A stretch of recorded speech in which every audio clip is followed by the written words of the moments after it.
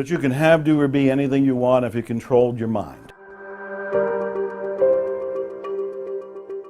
What can people know right now or learn from you right now about this concept of this law of attraction, as far as what you think about and what you really concentrate ends up what you bring into your life? I mean, what are some basic elements of that? Because I've heard you talk about this in detail, but I still think most people don't know how to actually practice it. The very first step is you have to become aware of your current thinking. Most people don't realize that their thoughts are in the toilet, that they're listening and to themselves say negative things about 70,000 times a day. 70,000. 70,000. There are some research studies that are showing it's higher than that.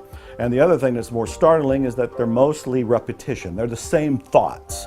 There are things like, I'm not good enough, it's not going to work out, this stuff works for other people, works for Joe Vitale, but it doesn't work for me, works for the people in the secret, but it doesn't work for me. They want to do things, but they think, the economy's wrong, the president's wrong, the timing is wrong, I don't have enough education, I don't have enough experience. All of these kinds of negative thoughts keep people shut down. They don't go for their dreams. They react to life, they kind of crawl through life with no enthusiasm, no sort of energy, and no belief in themselves or the possibilities of something better. The law of attraction, and the law of attraction is basically saying whatever you focus on with energy and repetition is what you're going to tend to bring into your life. What the law of attraction is teaching people is that you have a choice. You can change your thinking. One way to look at this is the thoughts you're having right now are primarily negative. So that's the first thing to notice. Your thoughts are primarily negative. The second one is you're not your thoughts. You are separate from your thoughts. And this is massive, earth-shaking news if somebody's hearing it for the very first time. There have been books that are called You Are Not Your Mind, You Are Not Your Brain.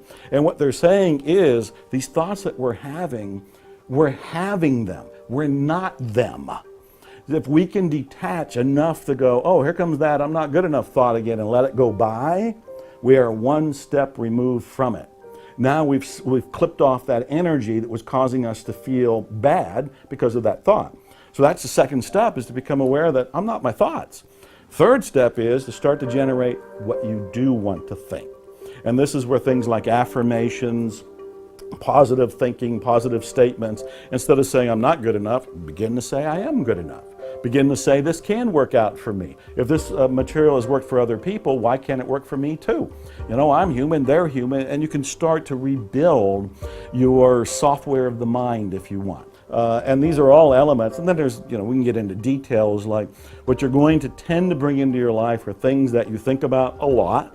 Most people think about the things they're afraid of, the things that they're worried about. I tell people, why don't you start thinking about the things you love, the things you're passionate about.